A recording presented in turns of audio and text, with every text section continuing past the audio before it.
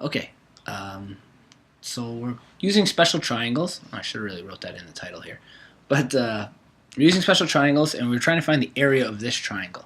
And they've given us one side measurement, which is 13, right?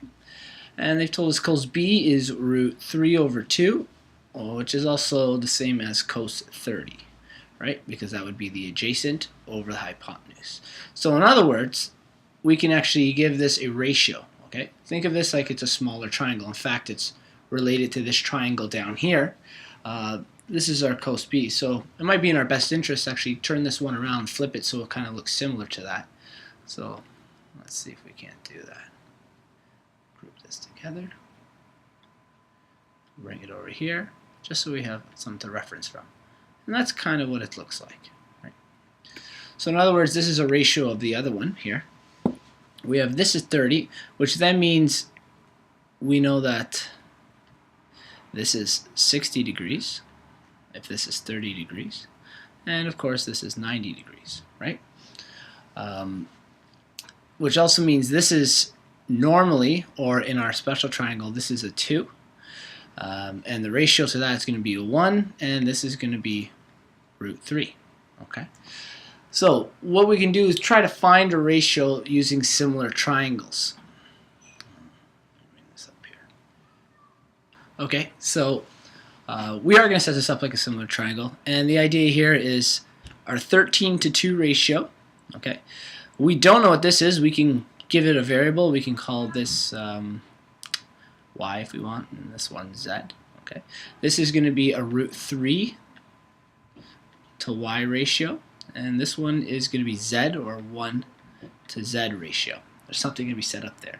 So in other words, I want you to think of these triangles like this, and we'll make two more towards the bottom here. So we have a larger one, and then we have a smaller one. And they're very similar. I'm going to spin these around just so they kind of look the same. Easier if we did that way. Okay. So the idea here is we knew that this is 13, okay? And on our small triangle, this is a measurement of 2, root 3, and 1. This is our 30 degrees, and this is our 60 degrees, 90-degree angle. This is still 30 degrees, and this is still 60 degrees. We just don't know what this is. We have a y, and we have a z, okay? So we know this triangle here, our smaller one, if we multiply it by some factor, we'll essentially get the larger one. We multiply each of the sides by a certain factor, whatever it is, we can get this.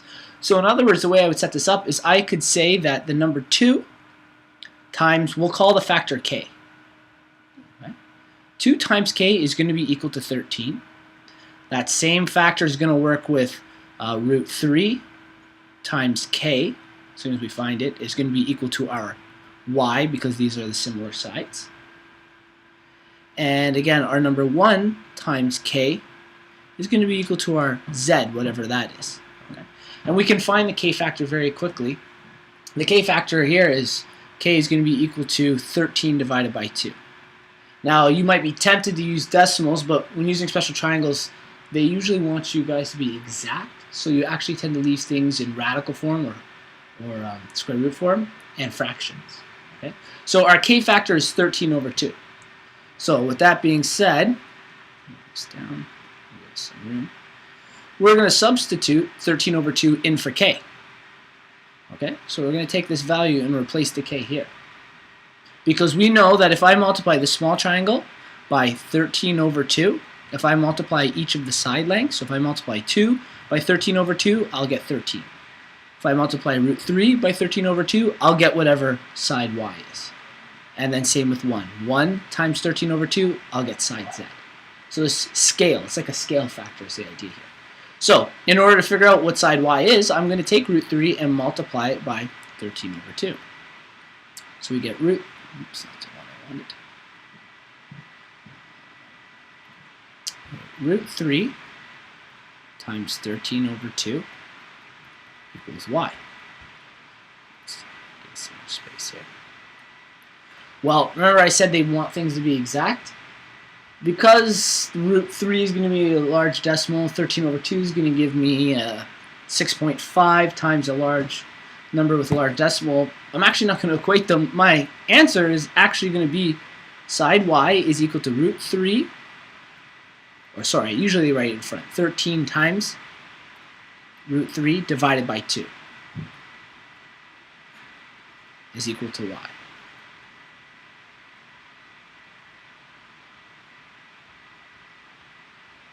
Okay, so we're back here.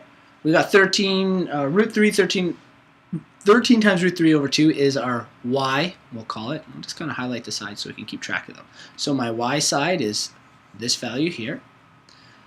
We know this is 13. And then we're going to figure out our z, which will be down here. Well, lucky for us, we're multiplying 1 times our k, which is our scale factor of 13 over 2. It's equal to z. Well, z is just going to be 13 over 2. We've got it already. So what we've just done, let's look at the entire page here, is we figured out all the sides of this triangle. In fact, what I'm going to do is I'm going to erase, or I'm going to write them on the side here in red. This is root 3 times 13, or 13 times root 3 over 2, and this is 13 over 2 in terms of their measurements. Okay. Now I'm going to get rid of the red ones over here. Since this is root 3 times 13 divided by 2, that's the measurement of this side, and this side here, I should really get rid of this one. And the other side is technically 13 over 2. We'll get rid of the 1, it's no longer there. And the 2, no longer there. These are the measurements of that triangle. So we figured out the first triangle, and remember area, we should always write this in on the side. Our area is 1/2 times base times height. Well, we just figured out the height. This is the height of the triangle. This was the dotted line, root 3 times 13 divided by 2. That's the height, we got that. We got to figure out the base. And we've got this part of the base, we still have to figure out this part of the base and add the two together to figure out the base of the triangle. Now this triangle here is an angle is 45, which means this angle is definitely 45 degrees, which means again we are relating, and we're going to zoom in, we're relating to this triangle down here. Okay? And from the looks of it, what that means is whatever this side's measurement is the exact same as this side's measurement. So I don't actually have to do any work. I know that this is root 3 times 13 over 2. That means for sure that this other side, I'll do it in red, is going to be 13 times root 3 over 2. I've got those. Now I don't actually need this hypotenuse. Okay. I do need to add these two together. Okay. And well, let's kind of scroll down and get a little organized here. Okay. So, or in fact, how big is this page? We'll add to a new page here. I'll jump to a new page and quickly put a triangle up there with our measurements, just because I know it's getting a little messy on the other side. Okay. So what we had discovered, the height was 13 times root 3 over 2. This part of the base from here to here, I'll highlight it in yellow. And this one we'll do in green. That measurement is 13 times root 3 over 2. Yellow to yellow. Green to green was actually just 13 over 2. Okay, these are the major ones we need for the area of a triangle, right? Because our area, again, is 1/2 times base times height. So, our height we have. We can plug it in. Our base we still got to figure out. Our base is going to be equal to these two things added together. So base will be equal to 13 over 2 plus 13 root 3 over 2. Well, when we add fractions, we know our denominator is going to be the number 2, and we're already set up with that. So our numerator is 13 plus 13 root 2. Okay? What we have here... sorry, yeah, you're right. Root 3. Now, again, if I actually add these together, I'm going to get some decimal number. Right? So we're actually going to leave this as the base. So when I actually go to find the area is going to be equal to 1/2 times. My base is 13 plus 13 root 3 divided by 2. And our height is, where is it? There. 13 times root 3 over 2. Okay. So what this means is multiplication. Okay. when we multiply fractions, do the bottoms by the bottoms and the tops by the tops. Okay, so luckily the bottoms are going to be pretty easy here. 2 by 2 by 2 is going to give us what? Oops. 8. Good. So we figured out the bottom. And one of the numbers is the number 1. It's not going to make any difference. 1 times all of this is still 1. Now this is the tough part. We're going to have to multiply 13 times 13 root 3 and 13 times 13 root 3. Okay? So we need it's like a distributive property. So I'm going to write them in so we could do it one step at a time here. I'm actually going to correct this line because it's a little confusing. That's a little nicer. So I'm going to write these in 2 different colors so you can see what we're doing. The first one is going to be 13 times 13. Let's try to keep that together because I know it's confusing if I split them up. 13 root 3.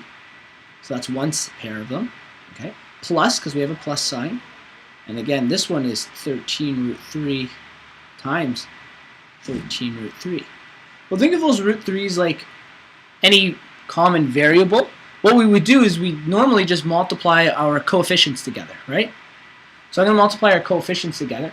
And on this one here, I'm going to multiply our coefficients together. And as if they're variables, I'm going to multiply these roots together by each other. So 13 times 13, I think, is 169. Do you have a calculator there? Yeah.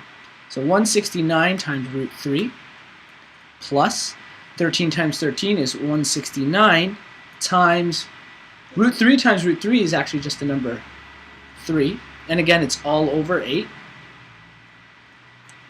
We can equate 169 times 3. We get 169 root 3 plus, and this would be 7, 507. I think that's what that should be. Do you have a calculator? You want to try it out? You just factored out the 169. Oh yeah, we could do that. We could factor that out to the outside on the top, and then what you'll end up with. So there's that root.